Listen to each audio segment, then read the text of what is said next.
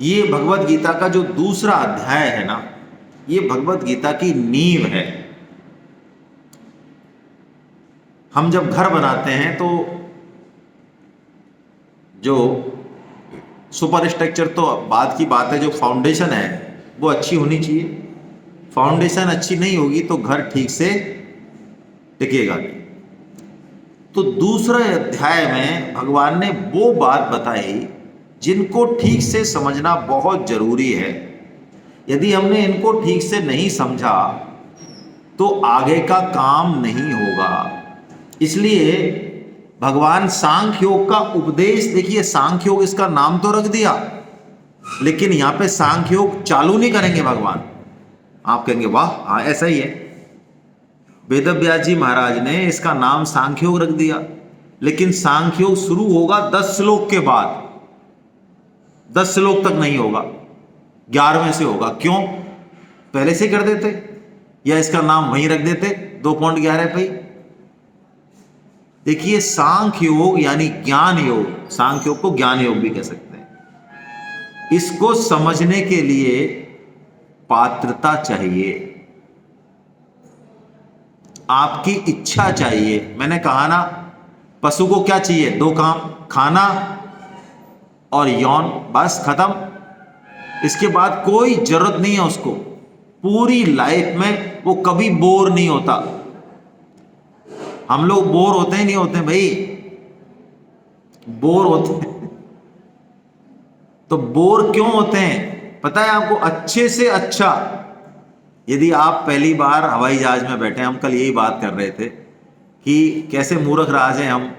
आज से 15 साल पहले टिकट देके और हवाई जहाज में बैठे और इतना एक्साइटमेंट था, कभी उस खिड़की को खोलें और बंद करें, फोटो लें और ये करें वो करें।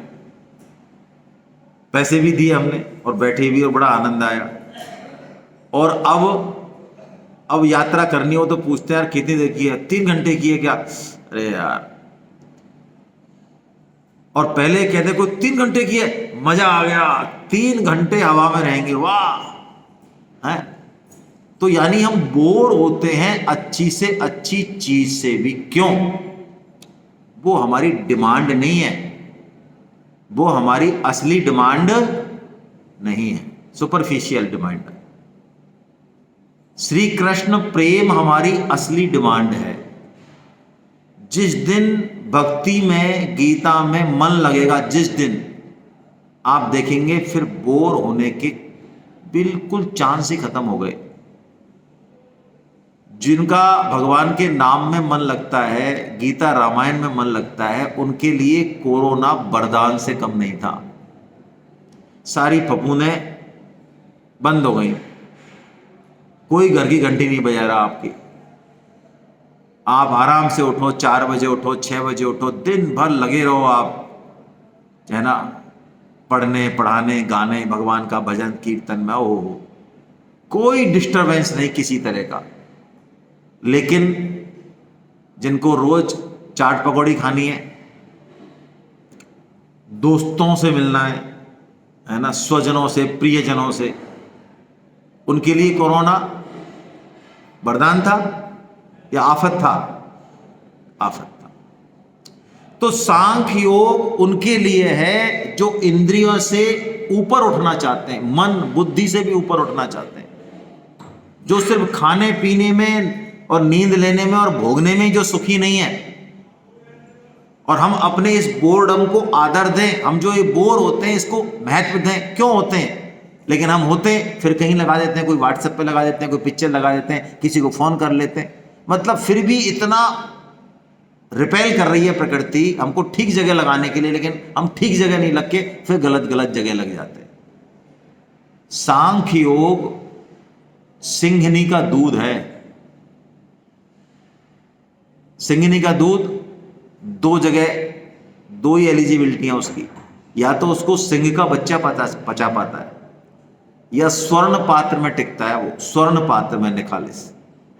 यदि उसको चांदी के में रख दिया, तांबे के में रख दिया, तो वो बर्तन को फोड़ के निकल जाता है।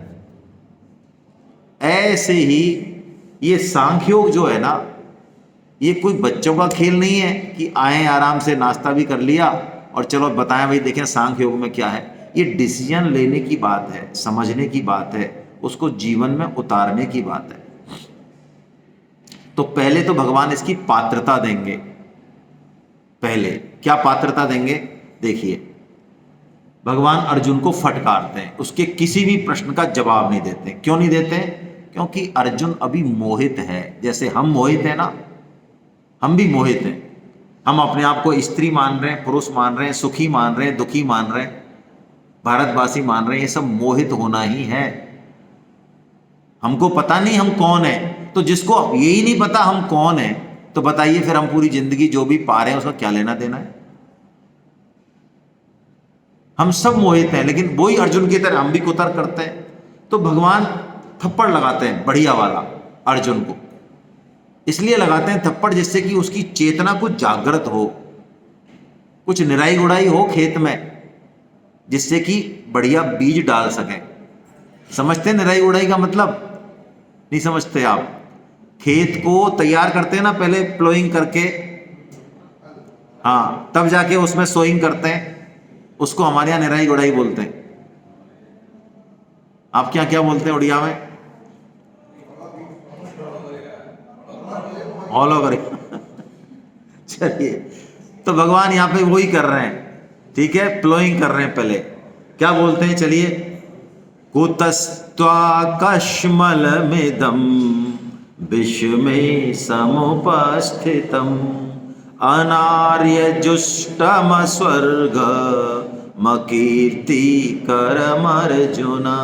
भगवान कहते हैं, अर्जुन, इस विषम अवसर पर तुम्हें ये कायरता कहां से प्राप्त हुई? श्रेष्ठ पुरुष इसका सेवन नहीं करते। और क्या कहते हैं?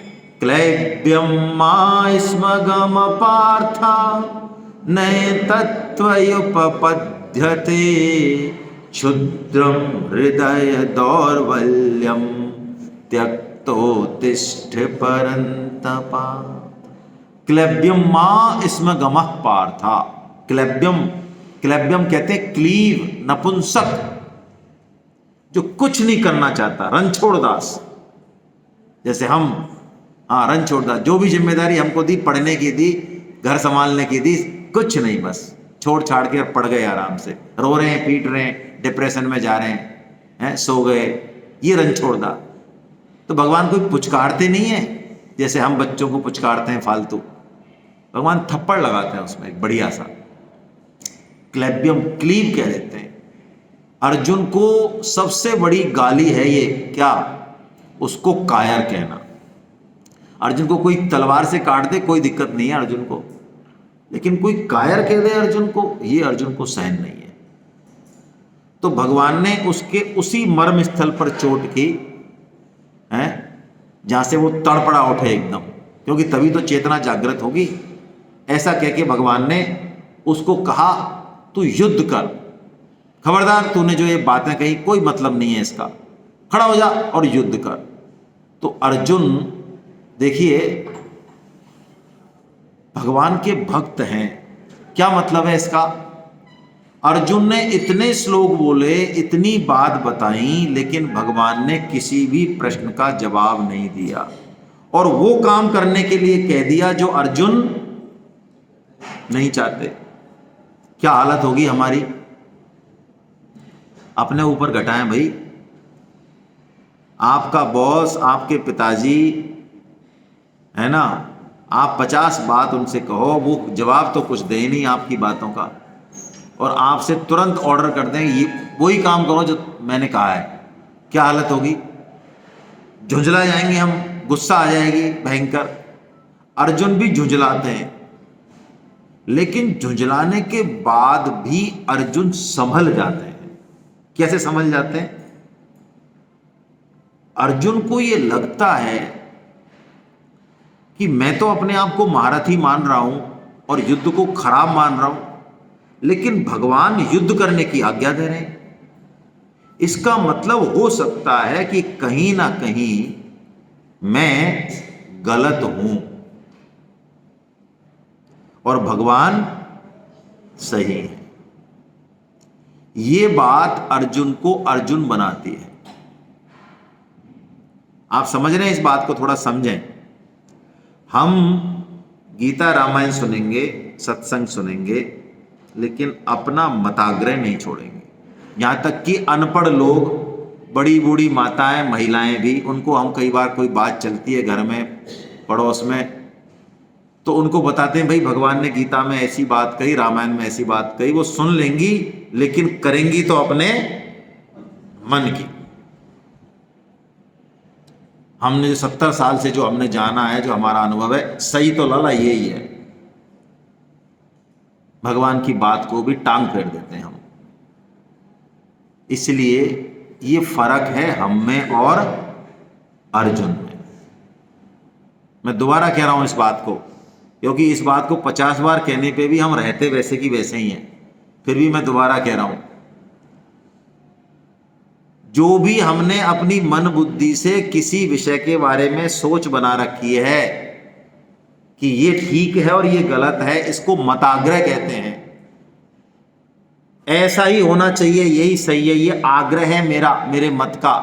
मैं जो सोचता हूं, मैं जो करता हूं वही सही है और ऐसा ही होना चाहिए, ये ठीक है, ये मताग्रह है। हम मर जाते हैं लेकिन मताग्रह को छोड़ते नहीं है। मर जाएंगे, हम चले जाएंगे यहां से 70 साल के 80 साल के है, लेकिन मताग्रह नहीं जाता हमारा। मताग्रह हमारा जिंदा ही रहता है। लेकिन अर्जुन वो चीज है जो भगवान की एक फटकार के बाद अपने मताग्रह को छोड़ देता है। समझ रहे हैं आप बात? यदि हम ऐसे बनने को तैयार हैं तो गीता हमारे लिए है, हमारे लिए काम करेगी। और गीता सुनते हुए भी करनी मन की ही है।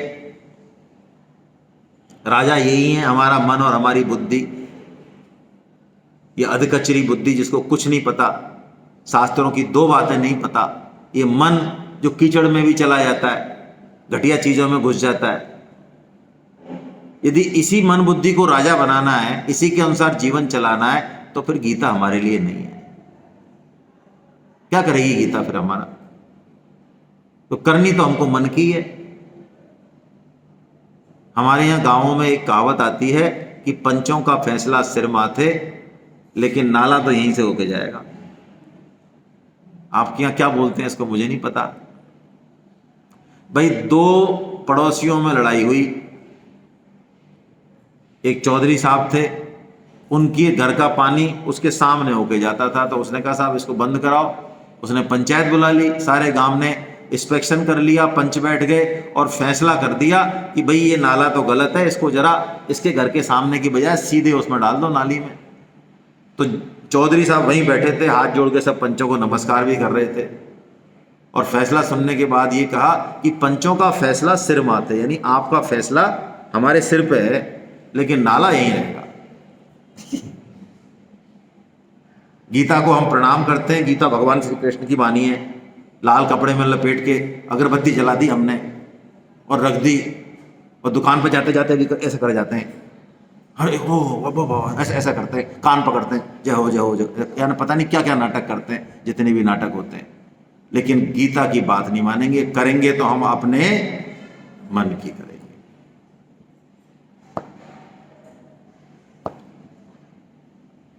ये चीज हमें गीता के पास रहते हुए भी हमें गीता से दूर करती है।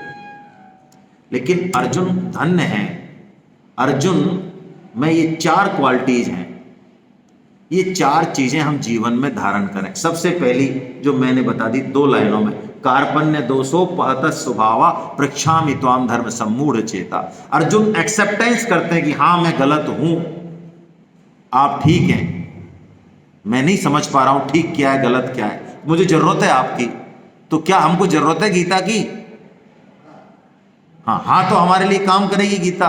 और यदि हमारे पास पहले ही सामान बहुत है, कई लोग कहते हैं, अब मैं क्या कहूं भाई, कई गीता को नहीं मानने वाले भी सेमिनार में आ जाते हैं। वो उनके कोई गुरुदेव हैं जो गीता की बात ही नहीं करते हैं, तो वो कहते हैं आके, अरे लाला हमारे गुरुदेव भी यही बात हमने बताना समझना जो तू बता रहा, गीता की सब बात हमारे गुरुदेव भी बताते हैं। और उनसे वैसे पूछो, अच्छा तुम्हारे गुरुदेव क्या बताते हैं, तो कुछ नहीं। यानी अपना मताग्रह छोड़ने को तैयार हम नहीं होते। स्वामी जी कहते हैं जहां से अच्छी चीज मिले ले लेनी चाहिए। शास्त्र को गुरु मानो मत मानो, शास्त्र तो गुरु है ही, वो तो गुरु है ही ना, उससे लाभ ले लो। तो सबसे पहले एक्सेप्टेंस, हम जीवन में इसकी जरूरत महसूस करें। दूसरी बात अर्जुन क्या कहते हैं, यक्षेय श्यान निश्चितम ब्रूहि तन में। यक्षेय, श्रेय का मतलब होता है अपना वास्तविक कल्याण चाहना। श्रेय मतलब हमारे जीवन का जो उद्देश्य है, हमारे जीवन का उद्देश्य खाना पीना, बच्चे पैदा करना और मर जाना ये नहीं है, बच्चों को पालना भी नहीं है, ये तो पशु भी करते हैं, ये नहीं है उद्देश्य। हमारा उद्देश्य कुछ और है, उसको श्रेय कहा शास्त्रों ने। और हम जो करते हैं ना इस दुनिया में उसको प्रेय कहा। प्रेय, प्रेय मतलब जो हमको प्रिय लगता है, बच्चे हाँ, धन हाँ, भोग हाँ, बिस्तर हाँ, ये प्रेय है। तो प्रेय के लिए मना नहीं कर रहा शास्त्र, लेकिन प्रेय अंतिम लक्ष्य नहीं है भाई। तो अर्जुन प्रेय की बात नहीं करते हैं गीता में, अर्जुन कहते हैं श्रेय। इसलिए गीता सभी शास्त्रों से बिल्कुल अलग है। आप कोई भी शास्त्र लेंगे उसमें श्रेय और प्रेय दोनों मिलेंगे, लेकिन गीता में सिर्फ किसकी बात है, श्रेय की बात है। गीता प्रेय की बात करती भी है तो श्रेय पे ले जाने के लिए करती है। तीसरी बात, अर्जुन शिष्य बन जाते हैं भगवान के। शिष्यस्ते हम शिष्य बनने को तैयार नहीं होते। संत आज भी हैं, धरती भारतवर्ष की भूमि कभी संतों से खाली नहीं रह सकती। एक से एक सरल साधु विद्वान मौजूद हैं हमेशा, हर भूभाग पे। ऐसा नहीं कि उड़ीसा में नहीं है, जयपुर में नहीं, हर जगह है। लेकिन क्या हम उनसे लाभ लेने के लिए तैयार हैं? श्री कृष्ण तो दुर्योधन के लिए भी अवेलेबल है, तो दुर्योधन ने ले लिया उनसे लाभ। तो हमारे यहां हॉल में श्री कृष्ण आ जाए तो हमारा क्या कर लेंगे बताओ? अरे क्या बिगाड़ लेंगे हमारा? जब हमको उनसे मतलब ही नहीं हो मान लो, तो कुछ बिगाड़ लेंगे? कुछ नहीं बिगाड़ेंगे। हाँ, उनसे लाभ लेना है तो हमारा भाव के ऊपर है। अर्जुन शिष्य बनता है तो अर्जुन पात्र है गीता का, सही पात्र है ना? इसीलिए गीता अर्जुन को सुनाई जा रही है, युधिष्ठिर को नहीं, दुर्योधन को नहीं। और अंतिम बात, साधि माम त्वाम प्रपन्नम। प्रपन्नम मतलब शरणागति। अर्जुन भगवान के शरणागत हो जाते हैं। देखिए, शरणागति गीता का अंतिम तत्व है, बहुत विलक्षण तत्व है। भगवान जो अंतिम उपदेश देंगे, तीनों योगों के बाद भी भगवान शरणागति का ही उपदेश देने वाले हैं गीता में। शरणागति मतलब हमारा किसी से कोई आश्रय नहीं, संसार से केवल और केवल हम भगवान के आश्रित हो जाएं। जैसे कि छोटा बच्चा, शिशु, उसको कोई लेना देना नहीं। अमेरिका में एफिल टावर है, फ्रांस में है, जर्मनी में है, कितना बढ़िया है, कौन कौन से भोग, कोई लेना देना नहीं। उसके लिए तो केवल और केवल उसकी मां। तो वो बीमार भी हो जाएगा, डॉक्टर कहेंगे भाई ये तो ना तो इसको इंजेक्शन भी नहीं दे सकते, बहुत छोटा है, और गोली दवा तो ये निगल नहीं सकता, और बीमार ये हो गया तो क्या करें? तो डॉक्टर माँ को दवाई दे देते हैं। तो माँ की दवाई से, माँ के दूध से वो बच्चा ठीक हो जाता है। अब देखिए आप, बच्चे ने दवाई नहीं ली लेकिन बच्चा ठीक हो गया। ये शरणागति इतनी विलक्षण है। यदि हम सच्चे मन से शरणागत हो जाएं, हम हो नहीं पाते, हो जाएं, तो सारा भार भगवान पे आ जाता है। फिर हमें कुछ नहीं करना, फिर ना कर्म योग है, ना ज्ञान योग है, ना भक्ति योग, कुछ नहीं है। फिर भगवान की जिम्मेदारी है। हमारे कीचड़ भी लग रहा है, हम बुरे हैं तो, हमारे काम क्रोध लोभ भी है तो, वो सब भगवान का है। छोटे बच्चा खेल के आता है, कीचड़ में लिपटा हुआ है, उसको पता ही नहीं है कीचड़ भी है क्या, बस वो तो है माँ की तरफ। तो माँ उसको ठीक है डांट सकती है, फटकार सकती है, लेकिन अब माँ की ड्यूटी है, वही उसको नहलाएगी, वही कपड़े चेंज करेगी, वही सुंदर बनाएगी। उसको तो आता ही नहीं है। उसको आता है किचन साफ करना, उसको आता ही नहीं।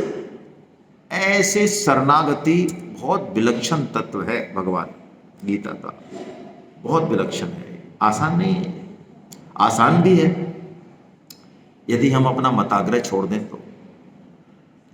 अब इतना जब शरणागत हो जाते हैं, जब वो शिष्य हो जाते हैं, जब वो एक्सेप्ट कर लेते हैं कि हाँ प्रभु आप कह रहे हैं वो ठीक है, मैं गलत हूं, जब इतनी बात हो जाती है, तब भगवान सांख्य योग का उपदेश शुरू करते हैं। पहले नहीं करते। तो पहले करते तो क्या फायदा होता? कुछ फायदा नहीं होता। हम लोग सेमिनार में रजिस्ट्रेशंस कराते हैं पैसे देके, लेकिन ये बात हमारी बार बार हाथ जोड़ने पर भी समझ में नहीं आती। कुछ लोगों को आती है, अनूप मित्तल साहब को ज्यादा समझ में नहीं आई शायद। लोग पैसा लेना अपनी शान के खिलाफ समझते हैं। वो कहते हैं हम क्या गीता के लिए पैसे मांगेंगे लोगों से? लेकिन आप पक्की बात मानिए, यदि आप पैसे देके नहीं आते हैं तो आप 100 लोगों की उम्मीद करेंगे, आएंगे 40, उसमें से भी 20 आराम से आएंगे, 2 घंटे बाद आएंगे, उसमें से भी आधे लंच के बाद निकल जाएंगे। क्यों? क्योंकि इंपॉर्टेंस नहीं है उनके दिमाग में। यदि वो पैसे दे देंगे तो पूछेंगे कब से शुरू हो रही है, कल से, कितने बजे पहुंचना है, 8:30 8:30 आ जाएंगे। ऐसा बहुत कम होगा कि 100 लोग पैसे दें तो 50 रह जाएं। कभी नहीं हुआ हमारे साथ, हम 5 साल से घूम रहे हैं। यदि 100 लोगों ने पैसे दिए हैं तो आपको 8:30 9 बजे जो टाइम दिया है, वहां पे आपको 90 से 95 आदमी डॉट मिलेंगे। लेकिन आप पैसे मत लो, आप बातें कर लो 250 300 की, मिलेंगे आपको जितने हमें पता है, और वो भी कैसे मिलेंगे वो भी पता है, और वो भी आना और जाना, जैसे कथाओं में चलता है भागवत की में कि ऐसे बढ़ते हैं लोग भोजन के टाइम पे 500 और फिर ऐसे हो जाते हैं, अगले दिन भी ऐसे ही बढ़ते हैं, बस 10-20 से चालू होते हैं, और बीच में भी जो बैठे रहते हैं वो भी बस उनकी निगाह वहां रहती है क्या बन रहा है आज।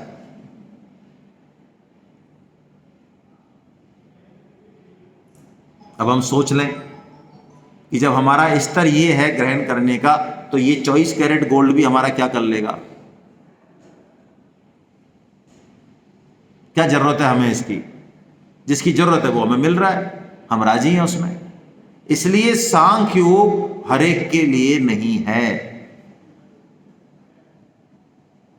ज्ञान योग हर एक के लिए नहीं है। हम बात तो कर लेते हैं ज्ञान योग की, लेकिन ये हर एक के लिए नहीं है।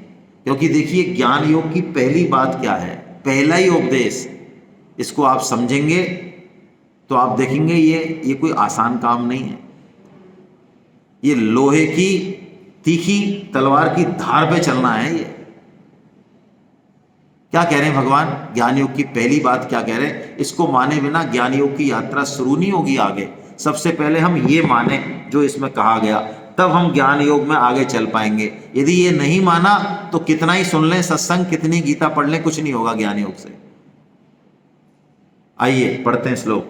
ऐसोच्यानन्वसोचस्त्वं प्रज्ञावादांश्च भाससे गतासु न गतासूंश्च नानुशोचन्ति पंडिता।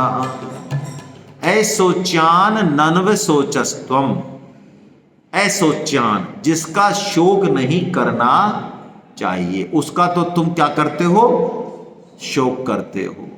और प्रज्ञावादांश भाससे, भगवान ने पूरे पहले अध्याय में जो अर्जुन ने कुतर्क किया था उसका उत्तर इतने से दे दिया, बस एक शब्द में उत्तर दे दिया भगवान ने सबका। अर्जुन ने जो इतनी बड़ी बड़ी बातें करी ना, वर्ण संकरता हो जाएगा, ये हो जाएगा, स्त्रियां हो जाएंगी और युद्ध हो जाएगा, भगवान ने उत्तर दे दिया प्रज्ञावादांश भाससे। तू पंडितों की सी तो बातें कर रहा है, पंडित है नहीं तू, लेकिन तू बातें कैसी कर रहा है? पंडितों की सी बातें कर रहा है। भगवान बता रहे हैं पंडित है कौन। यदि तुझे पंडितों की सी बातें ही करनी है तो पहले तू ये समझ कि पंडित है कौन। पंडित कौन है?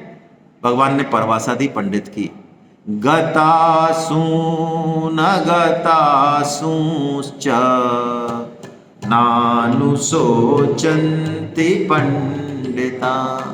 असु, असु कहते हैं प्राण को, गता असु यानी जिसके प्राण चले गए हैं, गतासून अगतासून जिसके प्राण नहीं गए हैं, पंडित दोनों का ही शोक नहीं करता। क्या बात है। अब हम अपने आप को पंडित मानते हैं, तो अब हम इस कसौटी को अपने ऊपर लगा दें। अरे प्राणों की तो छोड़ो, हमारे तो है ना, कोई 50 रुपए का नोट भी गिर जाए ना तो ही विचलन हो जाता है। भगवान कह रहे हैं जिसको जाना है, किसको जाना है? शरीर और संसार को। जाना ही नहीं है, जा ही रहा है। अच्छा, अभी हमारा शरीर ये बदल रहा है या नहीं? अभी अभी जस्ट 1 सेकंड में बदल रहा है। 1 सेकंड के 1000 टुकड़े भी करें उतने में भी ये शरीर बदल जाता है, हमें दिखे चाहे ना दिखे, वो अलग बात है। मोटा मोटा तो दिखता है। बचपन में कैसा था? जैसा था पता ही है। जवानी में कैसा था? अब कैसा है? तीनों एक जैसा ही है क्या? बदला, आगे भी बदलेगा और अंत में अभी भी ये नष्ट ही हो रहा है। स्वामी जी बहुत ठोस शब्दों में कहते हैं, ठोस शब्दों में, ये झूठी बात है कि हम जी रहे हैं। हम हर क्षण मर ही रहे हैं। यदि हमने आज अपना हैप्पी बर्थडे मनाया, इसका मतलब हमारी उम्र में से 1 साल कम हो गई। तो जो नष्ट हो ही रहा है, जिसको नष्ट होना ही है, आज नहीं तो कल, यदि वो नष्ट हो जाए तो उसमें रोना बनता है क्या? अरे भाई, आप प्लेन में बैठे जयपुर से भुवनेश्वर के लिए, और प्लेन आपको भुवनेश्वर उतार दे, तो आप रो रहे हैं वहां टर्मिनल हॉल में बैठ के। तो लोग पूछते क्यों रो रहे? यार इसने हमें भुवनेश्वर उतार दिया। अरे उतारना ही था, तुमने टिकट लिया, ये प्लेन भुवनेश्वर के लिए बना है, क्या बेवकूफ आदमी है? क्यों रो रहा है? वो भुवनेश्वर उतार दिया साहब इसने। तो शरीर नष्ट हो रहा है, हो ही रहा है, होगा, खत्म होगा, और ये नष्ट हो जाए तो इसमें रोने की बात है क्या? नहीं है। यदि हम रोते हैं तो इसका मतलब हम कुछ गड़बड़ करते हैं, हमारी कोई आसक्ति के कारण हाँ, रोने की बात ये अवश्य हो सकती है कि शरीर का जो सदुपयोग था वो हमने नहीं किया। जैसे दशरथ जी भगवान श्री राम का स्मरण करते हुए जाते हैं, तो भरत जी जब आते हैं तो पूछते हैं, महावीर जी कितना टाइम है? ठीक है। तो भरत विलाप करते हैं अपने पिता के लिए, तो मां कौशल्या और वशिष्ठ जी दोनों ही भरत को कहते हैं कि भरत, दशरथ जी का जो मरण है वो शोक करने योग्य नहीं है। खबरदार, आंसू मत टपका, दुख मत मना, प्रसन्न होना चाहिए। संत जब अपना शरीर छोड़ते हैं तो उत्सव मनाते हैं, पुण्यतिथि कहते हैं, क्योंकि जो काम करना था वो कर लिया। असली काम है भगवान का स्मरण, भगवान की प्राप्ति। और दशरथ जी तो भगवान का नाम बोलते हुए गए, वो जिए तो भगवान श्री राम के लिए, और उन्होंने तन भी त्यागा तो भगवान श्री राम के लिए। राम राम कही राम कही और राम राम कही राम, तन पर हरे रघुबर विरह और राव गयो सुरधाम। ऐसे दशरथ के लिए रोना नहीं बनता। तो हम भी इस बात को समझें, यदि हम शरीर को भोगों में लगाएंगे तो रोना पड़ेगा, है ना। शरीर से कर्तव्य कर्म करें, लेकिन समझें इसका उद्देश्य। और इसके लिए भगवान ने एक मंत्र दिया। ये बात उतरेगी नहीं, सांख्य योग की इतनी गहरी बात है, ये आसानी से पचेगी नहीं, डाइजेस्ट नहीं होगी। तो डाइजेस्ट करने की गोली दे रहे हैं भगवान। क्या गोली दे रहे हैं? कि जीवन में हमें सुख और दुख आएंगे ही, अनुकूल प्रतिकूल परिस्थिति सबके जीवन में आएंगी। कौन सी? भगवान कह रहे हैं मात्रा स्पर्शातु कौन्तेय शीतोष्ण सुख दुखदा। ये विषय हैं कौन कौन से? शब्द, स्पर्श, रूप, रस, गंध, और ये इंद्रियां हैं, और ये मन है, और बुद्धि है। इन सब का जो संयोग है, इसमें कभी सुख होगा, आज खाना अच्छा मिला, सुख हुआ, कमरा अच्छा नहीं मिला, दुख हुआ। ये जीवन में चलेगी चीजें, लेकिन वो जो कह रहे हैं भगवान, अब उसको पकड़नी है बात को, नीचे की लाइन को। आगमा पायनो नित्यास तांस्थिति चश्व भारता। अर्जुन, ये सुख और दुख, ये अनुकूल और प्रतिकूल परिस्थिति, ये आने वाली और जाने वाली। देखिए हमारे जीवन में कभी ऐसा भी क्षण हुआ होगा कि रातों को नींद नहीं आई होगी, कोई घर में ऐसा संकट हुआ होगा, लेकिन क्या वही परिस्थिति अभी भी है? खाना भी नहीं खाया हो शायद 2 दिन, ऐसी भी स्थिति रही होगी। कभी ऐसी भी रही होगी कि हम बिल्कुल आसमान में होंगे, इतना सुख आया होगा संसार का, IIT में सिलेक्शन हो गया, नौकरी लग गई, कुछ हो गया है, शादी हो गई। क्या अभी भी वही स्थिति है? नहीं है। भगवान मंत्र दे रहे हैं, ये जितने भी सुख दुख हैं संसार के, ये सब आने जाने वाले हैं। तू इनमें बहे मत, खड़ा हो जा, सहन कर इनको। सुख को भी सहन कर और दुख को भी सहन कर। ये देखिए मंत्र है जीवन जीने का भगवान, इसको ऐसे ही मत समझना। सांख्य योग को, ज्ञान योग को पचाना है तो ये मंत्र है। सुख को सहन करना क्या है? सुख जीवन में आए तो सेवा करें, सेवा की भावना होनी चाहिए। आपका शरीर अच्छा है, आपका धन अच्छा है, आपके पास विद्या अच्छी है, आपके पास कोई और कला कौशल है, आप सेवा कीजिए, दीजिए। जो लिया है अब तक उसको लौटाइए, समाज को, जाति को, परिवार को। आप बड़े बूढ़े कुछ नहीं कर सकते, ठीक है, आशीर्वाद दीजिए, सबकी मंगल कामना कीजिए, बजाय कि इधर उधर लड़ने की और छीटाकसी करने की और निंदा करने के। भगवान का भजन कीजिए, क्या लेना देना, जो जैसा है वैसा रहे। हमें किसी की निंदा नहीं करनी, हमें किसी में दो दृष्टि नहीं देखनी। अब बुढ़ापा आ गया, आप भजन करें आराम से, ठीक है, 2 रोटी देते हैं बहुत अच्छी बात है, नहीं देते इनकी मर्जी, क्या परवाह करनी इनकी, परवाह करें हम भगवान की। सारी जिंदगी इसी में लगे रहेंगे क्या, कचर पचर में ही।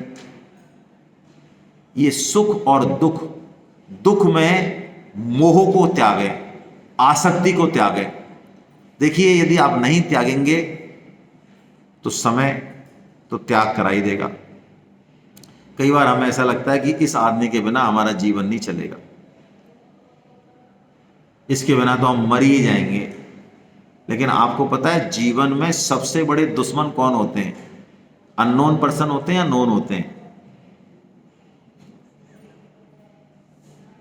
अरे बोलो तो भाई, बोलो तो सही। जीवन के सबसे बड़े दुश्मन जो हैं हमारे, वो नोन है या अननोन है? अननोन हो ही नहीं सकते, नोन ही होंगे। बताने की जरूरत नहीं है, बोल मत देना कौन है, पिटाई हो जाएगी नहीं तो।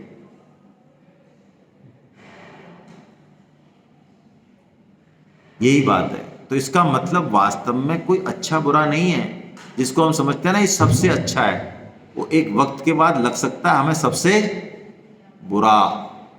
तत्व को पकड़ें, अच्छे बुरे से ऊपर जाएं थोड़ा सा, वही टेक्निक दे रहे हैं भगवान यहाँ पे, है ना। ऐसा कह के भगवान आत्मा का, ये सुना हुआ है श्लोक आपने, आत्मा शरीर बदलती है जैसे कि कपड़े बदलते हैं हम, है ना, सब कुछ संस्कारों को लेके जाती है।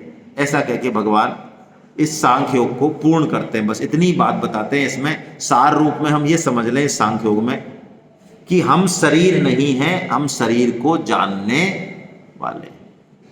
बचपन देखा, जवानी देखी, बुढ़ापा देखा, इसका मतलब शरीर बदल रहा है, हम नहीं बदल रहे। तो जो नहीं बदल रहा है वही हम हैं। बस इतना होश बनाए रखें, जागृति बनाए रखें हमेशा। हमेशा कुछ भी कर रहे हैं तो इस होश को बनाए रखें कि हम ये नहीं है जो हम समझ रहे हैं, कुछ और है हम। अब भगवान दूसरा योग कह रहे हैं गीता में, कर्म योग। ज्ञान से भगवान की प्राप्ति और यहां कर्म से भगवान की प्राप्ति। कर्म से नहीं होती है, कर्म योग से होती है। तो कर्मों को, सामान्य कर्मों को भी, जो हमारा सहज कर्म है, मेरे को संगीत का शौक है, मैं यही मेरे जीवन का लक्ष्य, तो ठीक है, इससे भी भगवान की प्राप्ति हो सकती है। मुझे तो और कुछ नहीं आता, मैं छोटा मोटा ही काम कर सकता हूं, छोटी सी दुकान है, छोटा सा, हाँ, इससे भी भगवत प्राप्ति हो सकती है। कर्म कितना ही छोटे से छोटा हो, बड़े से बड़ा हो, सबसे भगवत प्राप्ति हो सकती है। ये विद्या सिखाने वाला कौन है? कर्म योग है। वही कर्म योग भगवान अब वर्णन करने वाले हैं। और कर्म योग कैसी विद्या है कि हमको कुछ भी छोड़ने की जरूरत नहीं है। पत्नी को घर छोड़ने की जरूरत नहीं है, कोई जरूरत नहीं है उसको बहुत ज्यादा इधर उधर जाने आने की। पति को भी कोई अपना बिजनेस या नौकरी छोड़ने की जरूरत नहीं है। लोग पूछते हैं आप जो है, आपकी नौकरी कितनी बची है? मैं कहता हूं अभी तो 8 साल है। तो आप नौकरी छोड़ दो। तो नौकरी क्यों छोड़ दें भाई? नौकरी अलग है और भगवान का काम अलग है, ये तो कोई ठीक दृष्टि नहीं है गीता के हिसाब से। ये तो भगवान का मंदिर है, इसमें पूजा करेंगे आधा घंटे और 23.5 घंटे क्या करेंगे फिर? आप समझ रहे हैं बात? ये तो भगवान का मंदिर है और ये बड़ा घर भगवान तो हमने बैठा दिया कहीं भी, जो वैसी जगह थी वो जो कोई काम में नहीं आया, छोटी मोटी कहीं मिल गई 2 बाई 4 फीट की, वहां तो भगवान जी बैठा दिए। और अपने लिए बेडरूम 2 बाई 4 फीट का है। हाँ, अरे नहीं, 20 बाई 16 से कम का कोई बेडरूम होता है क्या? तो ठाकुर जी के सो रहे हैं वहां। तो ये घर भी तो भगवान का ही है और इस घर में रहने वाले भी तो भगवान के ही हैं। और जब घर भगवान का है तो इसमें जो होने वाली क्रियाएं वो भी तो भगवान की ही हैं। अरे और तो छोड़ो, 7वें अध्याय में भगवान घोषणा करेंगे कि संतान प्राप्ति हेतु जो पति पत्नी का मिलन है, काम, जिसे काम कहा, भगवान घोषणा करेंगे 7.11 में, धर्मो अवृद्धो भूतेषु कामो अस्मि भरतर्षभा। अरे अर्जुन, धर्म के विरुद्ध यदि नहीं, वो जो काम है वो भी मैं ही हूं, मेरा ही रूप है वो। वाह क्या बात है। तो 24 घंटे हम कैसे साधक रहें? हम नहा रहे हैं तो, हम धो रहे हैं तो, क्या उस समय पूजा संभव नहीं है? हाँ, वो भी तो पूजा ही है, और क्या है? तो जब भगवान के अलावा कुछ है ही नहीं कहीं, मैं पेशेंट देख रहा हूं तो ये क्या पूजा नहीं हो सकती? हाँ हो सकती है, ठीक है, मेरा बिजनेस है, मेरा इसमें अर्निंग है, वो एक अलग पार्ट है, वो मेरा प्रोफेशन है। ये कर्म योग हमको यही विद्या सिखाने वाला है। कितनी बढ़िया बात। ये कर्म योग की बात इतनी जबरदस्त है कि पूरे विश्व में गीता को कर्म योग के नाम से ही जाना गया। और ज्यादातर लोग कह देते हैं गीता में है ही क्या, कर्म किए जा और फल की इच्छा मत कर। आपको कहा किसी ने ऐसा? यदि किसी ने ऐसा कहा तो उससे आप स्पष्ट रूप से कह देना कि बेटा तैने गीता बिल्कुल नहीं पढ़ी है, गीता में ऐसा नहीं कहा। जो ऐसा कहता है कर्म किए जा फल की इच्छा मत कर, गीता में यही लिखा हुआ है, इसके अलावा और कुछ नहीं है, इसका मतलब उसने गीता बिल्कुल भी नहीं पढ़ी है, वो इधर उधर से सुन के आ रहा है, व्हाट्सएप यूनिवर्सिटी का छात्र है वो। हाँ, कहती है गीता इस बात को, लेकिन अलग तरीके से कहती है। तो इस कर्म योग को ठीक से करने के लिए सबसे प्रमुख जो आवश्यकता है वो ये श्लोक है। हम जो अभी कर्मयोग पे बात कर रहे हैं, कर्म से भगवान की प्राप्ति की बात कर रहे हैं, ये तब संभव होगा जब हम ये चीज अपने जीवन में लेके आए, आज से ये धारण करें। सबसे पहले ये पहली चीज है। क्या चीज है पहली? मैं पढ़ता हूं, बस सिंपल पढ़ रहा हूं हिंदी अर्थ। वो कहते हैं, श्री कृष्ण कहते हैं, व्यवसायत्मका बुद्धि, एक निश्चय वाली बुद्धि। मेरे जीवन में ये निश्चय हो जाए कि मुझे अब परमात्मा की प्राप्ति ही करनी है, ये दृढ़ निश्चय हो जाए। ये निश्चय जिस दिन हो गया उस दिन मेरे सारे काम, नहाना धोना, खाना पीना, बिजनेस, नौकरी, सब कुछ, सब भगवान की पूजा हो जाएंगे, टोटल टोटल। और गीता का साधक 24 घंटे का साधक होता है, वो कोई घंटे आध घंटे की पूजा नहीं करता। ठीक है, इसका मतलब वो गलत है ये नहीं कह रहा हूं, वो पूजा तो करनी चाहिए शुरू में, लेकिन जो गीता के तत्व को जान गया वो 24 घंटे भगवान का भजन चल रहा है उसका, 24 घंटे, एक क्षण भी तार टूटता नहीं है। ऐसे भक्ति तो कहते हैं रैदास जी, ऐसे ऐसी स्थिति में तभी तो कहते हैं अब कैसे छूटे नाम रट लागी। कहते हैं ना, हमें तो समस्या ये है कि हमें भगवान का नाम नहीं आता, और रैदास जी कह रहे हैं हमारे साथ समस्या ये है कि हमें भगवान के नाम के अलावा कुछ और याद ही नहीं रहता है। तो जीवन का उद्देश्य बनाएं दृढ़। यदि जीवन का उद्देश्य आपने नहीं बनाया, कोई बच्चा आईआईटी में जाने के लिए दृढ़ निश्चयी नहीं है, उसका सिलेक्शन भी नहीं होगा, सबसे पहली बात। और भगवान ने आगे कर्म योग के मुख्य सिद्धांत बताए। क्या मुख्य सिद्धांत है? कर्म करने में हमारा अधिकार है, फल में इच्छा नहीं कहा भगवान ने, फल में नहीं है। देखिए, कर्म करने का अधिकार सिर्फ मनुष्य को है, जानवर को नहीं है। कर्म मतलब कर्म करने की स्वतंत्रता। वो लगता तो है कर्म कर रहे हैं, लेकिन वो कर्म कर नहीं रहे वास्तव में, वो प्रारब्ध का भोग भोग रहे हैं। लेकिन मनुष्य के पास प्रारब्ध का भोग भी है और उसके साथ नए कर्म करने की स्वतंत्रता। वो चाहे तो अच्छे से अच्छा काम करे, चाहे तो बुरे से बुरा काम करे, लेकिन फल में हमारा अधिकार नहीं है, भगवान मना कर रहे हैं। इसका मतलब फल नहीं मिलेगा क्या? फल मिलेगा, लेकिन यदि हम फल की ही चिंता करते रहे तो हमारे कर्म करने की जो क्वालिटी है, कर्म कौशल है, वो खराब हो जाएगा। यदि बच्चा आईआईटी की तैयारी कर रहा है और रात दिन उसकी यही चिंता लग रही है, यार मेरा सिलेक्शन नहीं होगा तो क्या होगा, तो क्या होगा, तो याद डिप्रेशन में ही चल रहा है, तो तैयारी कर लेगा ठीक से। डॉक्टर ऑपरेशन कर रहा है और वो कह रहा है ये बचेगा कि मरेगा, बचेगा कि मरेगा, बचेगा कि मरेगा। अरे तू पहले ढंग से औजार तो चला, बचेगा मरेगा तो मर ही जाना वो तो फल का यदि हमने चिंतन किया, इसका मतलब ये नहीं है हमारी काम करने में प्रवृत्ति तो फल देख के होगी। हम कोई भी काम स्टार्ट करेंगे, कोई सेक्टर चुनेंगे तो उसका फल देखेंगे अल्टीमेटली, लेकिन साधक को यह देखना चाहिए कि मेरा फल परमात्म प्राप्ति कराने वाला है या नहीं। अल्टीमेटली हमारा कर्म ऐसा हो, हमारे रुचि का हो, हमारे मन का हो। जैसे कोई पेंटर है, कोई गायक है, वो पेंटिंग कर रहा है तो उसको पता ही नहीं कौन आ रहा है कौन जा रहा है, वो पेंटिंग में ही इतना मस्त हो गया बस। ऐसे ही जो भगवत भाव में होते हैं वो ठाकुर जी की पूजा में इतने मस्त हो जाते हैं। गृहिणी का यदि बहुत अच्छा भाव है तो वो भोजन बनाने में भी इस भाव को महसूस कर सकती है। हर कर्म भगवान की पूजन हो सकता है, उसका फल अपने आप आएगा, और सबसे ऊंचा फल तो भगवत प्राप्ति है। हमको तो पता भी नहीं है हमें कौन सा फल चाहिए, हमको तो यही नहीं पता है, इसलिए हम फल वल में ज्यादा चिंता नहीं करें, अपना काम करें। भगवान ने ये बात कही।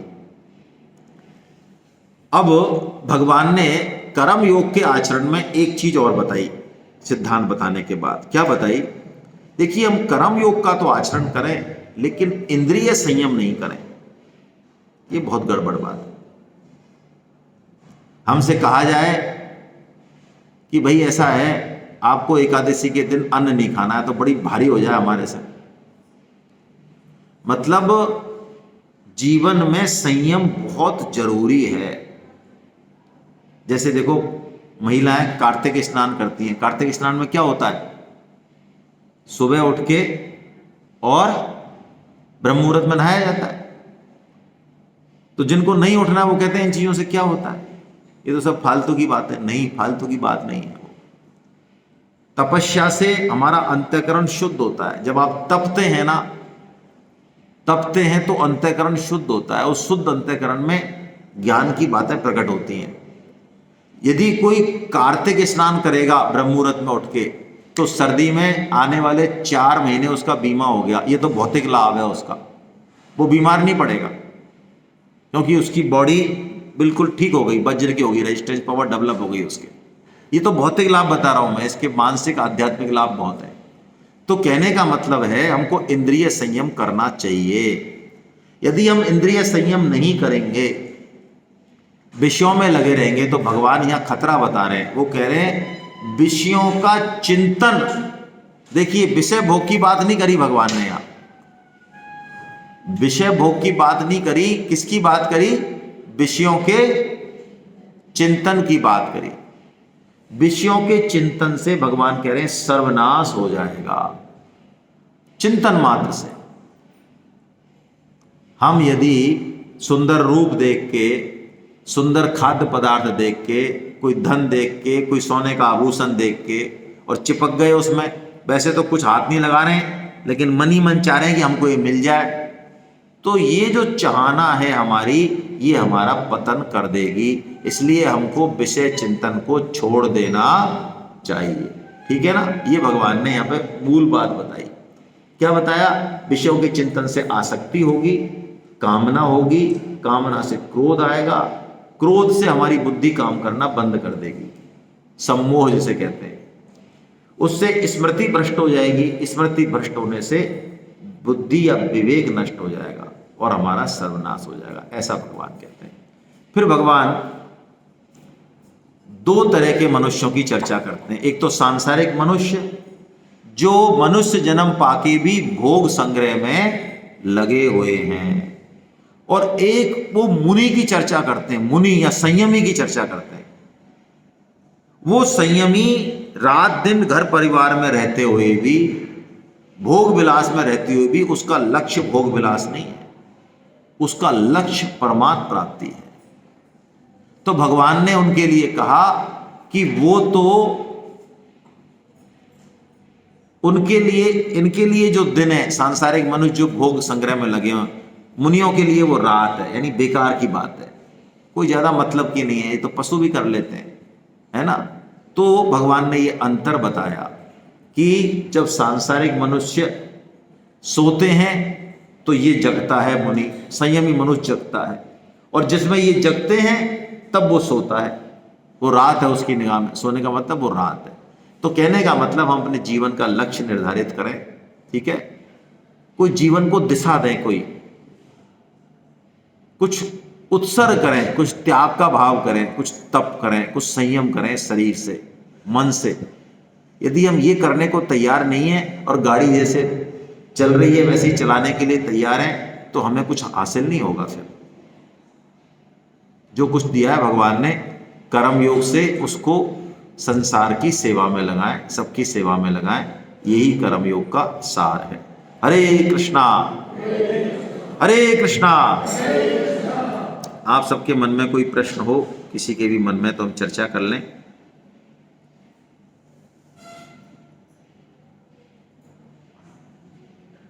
कोई शंका, कोई टिप्पणी, कोई प्रश्न, मन में कोई बात हो तो पूछ लेनी चाहिए भाई, है ना? छिपानी नहीं चाहिए जी। इस अध्याय का किसी का भी पूछें आप।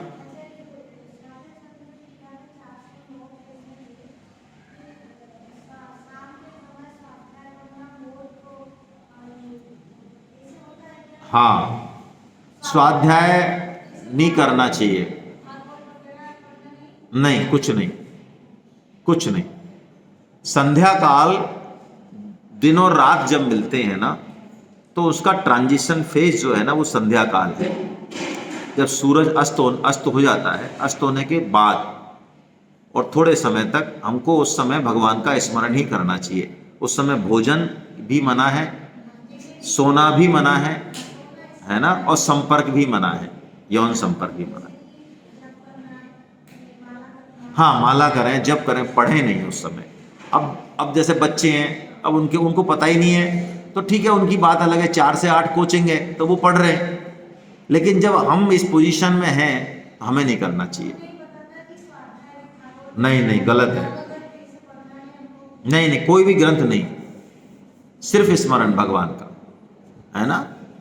पढ़ना नहीं है, नुकसान होता है उससे। 15-20 मिनट उसके अलावा कभी भी पढ़ें, जिस समय मना किया जा रहा उसी समय क्यों पढ़ें? बाकी 24 घंटे खुल रहे हैं। आप 3 बजे उठें, 4 बजे उठें, रात को 10 बजे पढ़ें, दिन में पढ़ें, 12 बजे पढ़ें, 4 बजे, कभी भी पढ़ें, कोई रोक नहीं है, कहीं भी रोक ही नहीं है। संध्या काल के अलावा कहीं रोक ही नहीं है ना। ये शाम के संध्या काल के लिए है ना, सुबह नहीं है। शाम को संध्या काल जो करीब मेरे ख्याल से 1 घड़ी का होता है, 24 मिनट का, उसमें 4 काम नहीं करने चाहिए। पढ़ना नहीं चाहिए, सोना नहीं चाहिए, खाना नहीं चाहिए कोई भी चीज, और यौन संबंध नहीं होना चाहिए। ठीक है।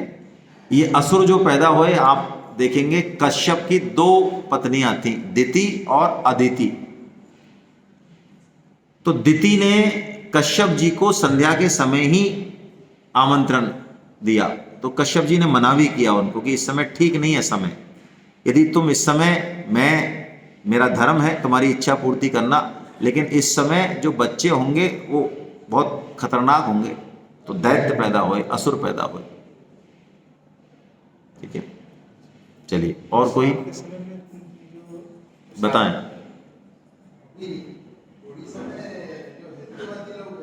कौन से? हेतुवादी। हाँ हाँ हाँ हाँ हाँ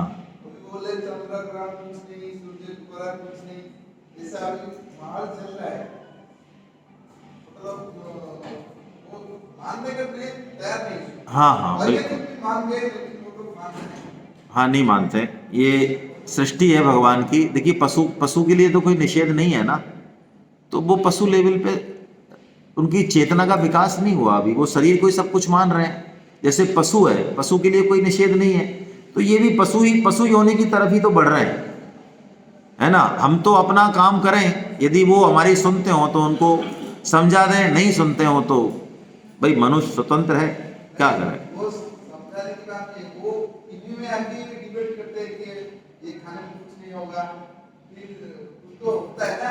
देखिए क्या होता है, हमारी दृष्टि क्या है, बड़ी सूक्ष्म है, मतलब सॉरी स्थूल है।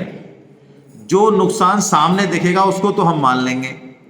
अभी जैसे सूर्य ग्रहण हुआ और मैंने खा लिया, तो मैं पूछूंगा ले बता मेरा क्या हुआ, या संध्या है देखो मैं तो पढ़ रहा हूं, मेरी कहाँ मौत हुई। मौत का मतलब ये नहीं है कि आपका पिंड प्राण का वियोग, यही मौत नहीं है। आपकी मौत कई तरीके से होती है, कई समय के साथ होती है। ये बड़ा एक भगवान की जो आवाज है ना, जो लाठी है, जो न्याय है, वो बड़ा सूक्ष्म है। आज हम बुरा कर्म करते हैं, फल हमको आज ही मिल जाता है क्या? नहीं मिलता। यदि ऐसा होता तो फिर तो हम खाते क्या? यदि स्वाध्याय करते ही संध्या में और आप मर रहे होते, तो ये जो जितने भी नहीं मानने वाले हैं ये खड़े होते क्या?